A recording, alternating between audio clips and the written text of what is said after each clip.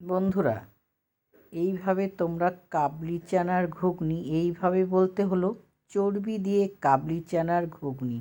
আর শীতের দিনে খেতে যা অপূর্ব লাগে না বন্ধুরা।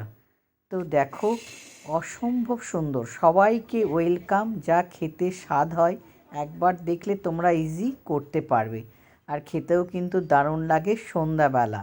তো আগের দিন দেখো ভিজিয়ে রেখেছি কাবলি চানাগুলো, এবার প্রেশার কুকারে দিয়ে দিয়েছি। আর তার সাথে সাথে দুটো আলু দিয়ে দিলাম ছুলে, আর লবণ দিয়ে দিচ্ছি। বন্ধুরা, সবাইকে ওয়েলকাম, সুস্বাগতম। কেমন হচ্ছে আমার রান্না অবশ্যই কমেন্টে তোমরা বলবে। আর তার সাথে সাথে দিয়ে দিলাম হলুদ, পরিমাণ মতন লবণ আর হলুদ দিয়ে 3টে সিটি দিব। 3টে সিটি দেওয়ার পরে নামিয়ে নিলাম।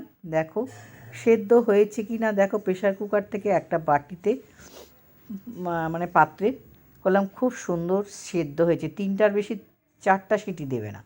এইবার চলে এলাম হচ্ছে মশলা। এখানে রসুন, কাঁচা লঙ্কা, আদা আর টমেটো দুটো, এগুলো সব কেটে নিব। কে কোথা থেকে দেখছো অবশ্যই কমেন্টে জানাবে। আর তার সাথে আছে পেঁয়াজ কুচোনো। তো টমেটোটা মিক্সিতে আমি পেস্ট করে করব। আমি কিভাবে করছি তোমরা দেখলে, এইভাবে যদি করো কাবলি চানা দারুণ টেস্ট হয়।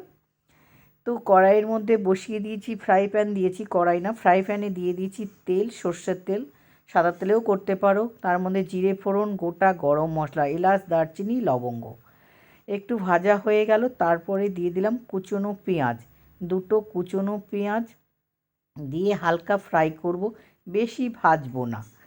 চ্যানেলটা যারা নতুন সাবস্ক্রাইব করোনি, প্লিজ প্লিজ বন্ধুরা সাবস্ক্রাইব করে নাও। আর জিরে, লঙ্কা, আদা, গোটা গরম মশলা সব দিয়ে একটা মিক্সিতে পেস্ট করে নিলাম। যেগুলো কাটছিলাম সেগুলোকে পেস্ট করে নিয়ে ওটাও কড়াইয়ের মধ্যে দিয়ে দিলাম। আর ড্রাই মশলার মধ্যে ধনে গুঁড়ো, লাল লঙ্কার গুঁড়ো, একটু গোলমরিচের গুঁড়ো, আর আর ঝাল যদি তোমরা খেতে চাও লাল লঙ্কাটা ভেবে চিনতে দিবে। আর দেখো এদিকে চর্বিটাকে একটু আদা, লঙ্কা, কাঁচা লঙ্কা, রসুন দিয়ে আমি একটু কষিয়ে রেখেছিলাম আগে থেকে, সেইগুলোও দিয়ে দিলাম। সব মশলা দিয়ে ভালো করে কষাবো। এর সাথে আমি দিয়ে দিয়েছি কিন্তু কাশ্মীরি লঙ্কা, বলতেই ভুলে গেলাম।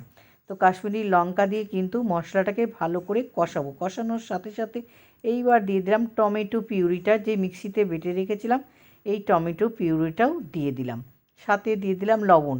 মাথায় রাখতে হবে, যখন আমি সেদ্ধ করেছিলাম কাবলি চানা তখন লবণ হলুদ দিয়েছি, সেই হিসাবে কিন্তু আমি লবণ হলুদ দিলাম। এবার আলুগুলোকে হাত দিয়ে ম্যাশ করে দিলাম। মাত্র 4 থেকে 4.5 মিনিটের মধ্যে কিন্তু কাবলি চানা হয়ে যাবে। তোমরা যদি এইভাবে টেস্টি করে খেতে চাও, তোমরাও দেখে নাও নতুন বন্ধুরা।